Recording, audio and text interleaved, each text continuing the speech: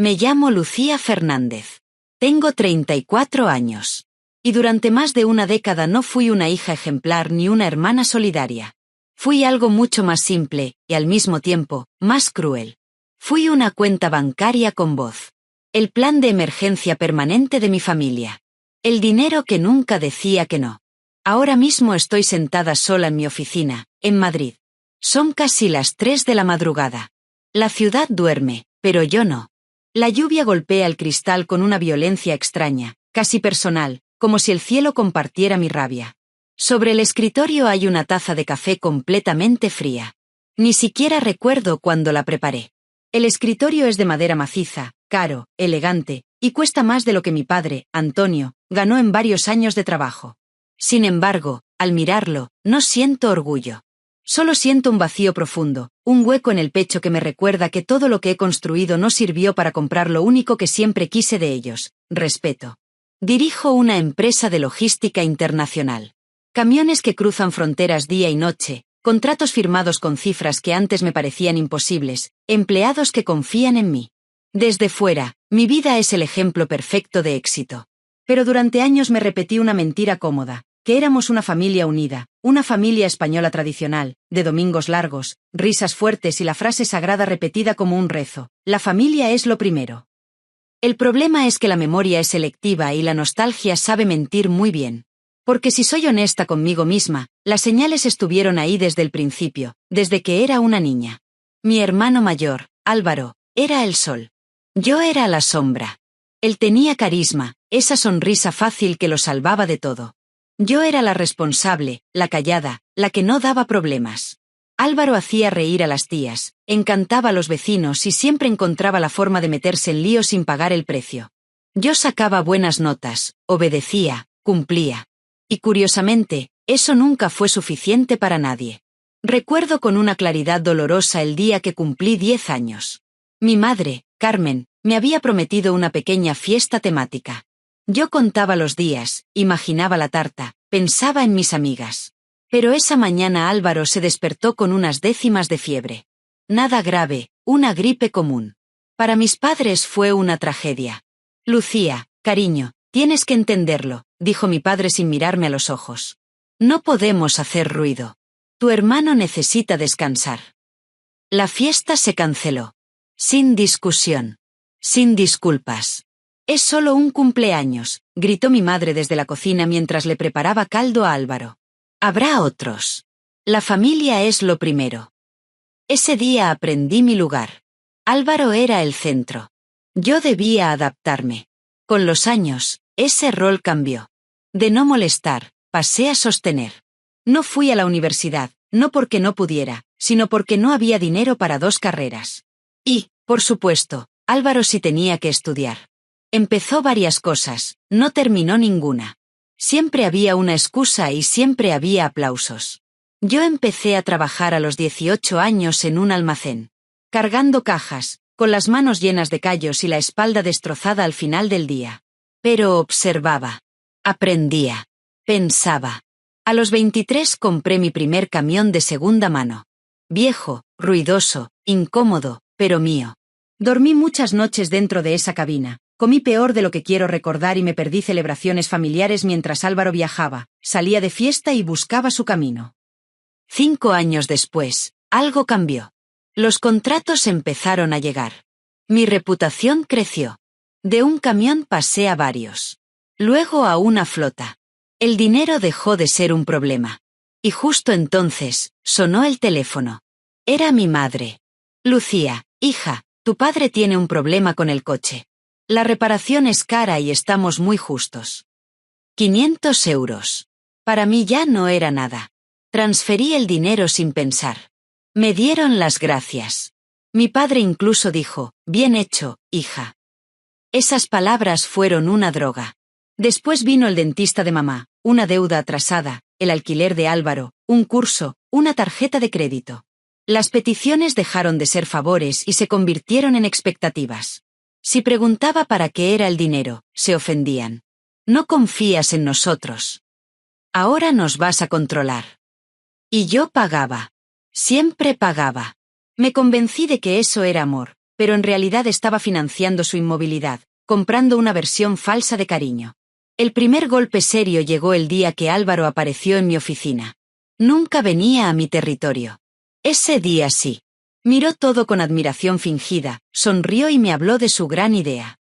Un negocio exclusivo, moderno, algo que iba a cambiarle la vida. Solo necesito el capital inicial, dijo. 40.000 euros. Cuando le pedí un plan, se rió. Siempre tan fría, Lucía. Papá y mamá creen en mí. En ese momento entendí que, dijera lo que dijera, yo ya había perdido. Aún así, firmó un contrato sin leerlo y se burló de mí por hacerlo. Yo todavía no lo sabía, pero ese papel, ese contrato que él llamó exageración, se convertiría más adelante en mi única defensa. Y aún así, lo peor todavía no había pasado. Porque el verdadero desastre no fue el negocio. Fue la boda. Y esa historia, apenas estaba empezando. Si el negocio de Álvaro fue una herida, la boda fue una ejecución pública. Todo empezó de manera lenta, casi inocente, como empiezan siempre las tragedias familiares. Un día sonó el teléfono y mi madre me anunció la noticia con una voz cargada de emoción forzada. Lucía, cariño, Álvaro se casa. No pregunté nada. Sabía que esa frase venía con factura incluida. Y no me equivoqué. Al principio fueron pequeños empujoncitos. El depósito del lugar. Un fotógrafo mejor. Un vestido un poco más caro porque solo se casa una vez. Cada vez que dudaba, aparecía la misma frase, dicha con distinto tono pero con la misma intención. La familia es lo primero.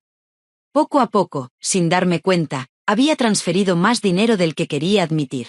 No eran miles. Eran decenas de miles. Y lo peor no fue el dinero, fue la naturalidad con la que lo exigían, como si fuera mi obligación pagar por su felicidad. La boda se celebró en La Rioja, en un viñedo exclusivo, de esos que parecen sacados de una revista. Todo era elegante, blanco, perfecto. Demasiado perfecto. Yo pagué los vuelos, el hotel, parte del banquete y detalles que nadie se molestó en consultarme. Llegué vestida con un traje sobrio, elegante, sintiéndome fuera de lugar. Miraba alrededor y veía flores que yo había pagado, copas que yo había pagado, música que yo había pagado. Todo llevaba mi firma económica, pero nada llevaba mi nombre. Durante la ceremonia nadie me buscó. Nadie me sentó cerca de mis padres. Nadie me presentó como algo más que la hermana de Álvaro. Empecé a sentir esa sensación vieja y conocida, esa mezcla de invisibilidad y obligación. El golpe definitivo llegó en la recepción. Entré al salón buscando mi nombre en el plano de mesas. Mesa principal, novios, padres. No estaba. Mesa de familia cercana.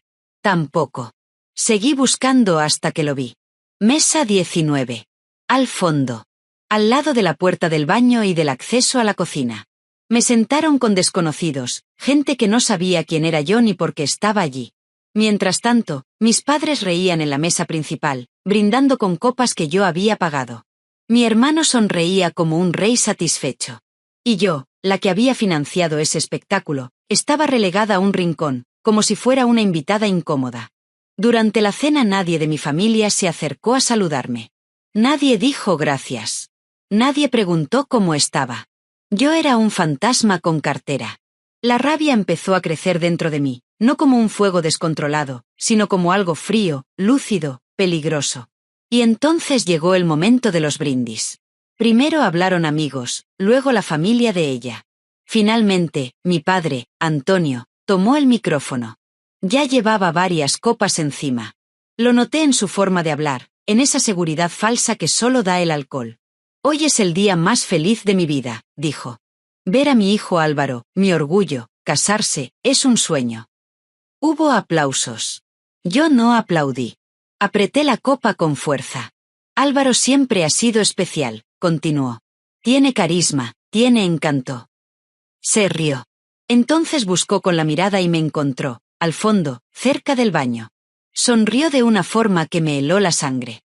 Y bueno, dijo, también está Lucía. Señaló con el dedo.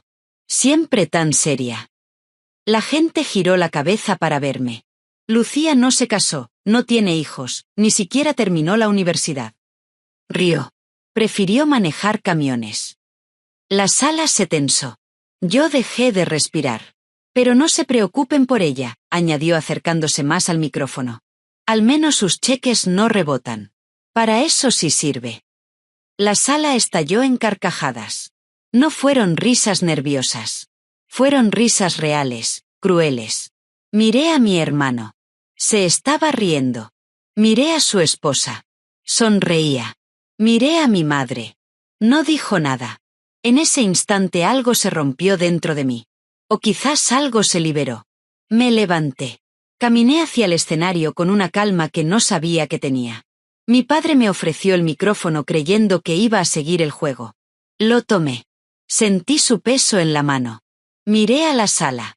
Dejé que el silencio se extendiera. Mi padre tiene razón, dije. Hubo murmullos. Tiene razón. No tengo su carisma. No tengo su vida. Soy, como dijo, una chequera con piernas. La sala se quedó muda. Durante años he pagado coches, deudas, viajes y hoy he pagado más de 150.000 euros para que ustedes puedan estar aquí riéndose de mí. Se escuchó un suspiro colectivo. Y aún así, me sientan al lado del baño. Miré a los novios. Ese regalo extra que me pidieron. Olvídenlo. Miré a mi madre. No llores. Te reíste. Miré a mi padre. El banco acaba de cerrar. Dejé el micrófono caer al suelo. El golpe resonó como un disparo. Me di la vuelta y me fui. No miré atrás. Esa noche respiré libertad por primera vez. Pero no sabía que lo más difícil aún estaba por venir. Salí del viñedo sin mirar atrás. El aire frío de la noche me golpeó el rostro y, por primera vez en muchos años, respiré hondo sin sentir culpa. Me subí al coche, encendí el motor y dejé atrás la música, las risas y la humillación. Esa noche no volví a casa. Me alojé en un hotel donde nadie sabía quién era yo y, sobre todo, donde nadie esperaba que yo pagara nada. Mi teléfono no dejó de vibrar. Llamadas de mi madre, mensajes de mi hermano, audios largos, dramáticos, llenos de reproches. No respondí a ninguno. No por venganza, sino porque entendí algo esencial. Si contestaba, el ciclo volvería a empezar. A la mañana siguiente hice la primera llamada importante. Isabel Rojas, mi abogada. Se acabó, le dije. Quiero cortar todo. Isabel no se sorprendió. De hecho, sonrió. Era cuestión de tiempo, respondió. Empezamos por lo evidente. Tarjetas adicionales canceladas. Pagos automáticos detenidos. Suscripciones eliminadas. Seguros privados dados de baja. Cada clic era un corte limpio. Cada confirmación, un peso menos sobre mi espalda. No era crueldad. Era supervivencia. Luego vino la casa. La casa que yo había comprado años atrás para mis padres, convencida de que así les daba tranquilidad. Legalmente nunca fue suya. Estaba protegida por un fideicomiso a mi nombre. Isabel se encargó de enviar la notificación formal. 30 días para firmar un contrato de alquiler a precio de mercado o abandonar la propiedad. Esa carta fue el verdadero terremoto.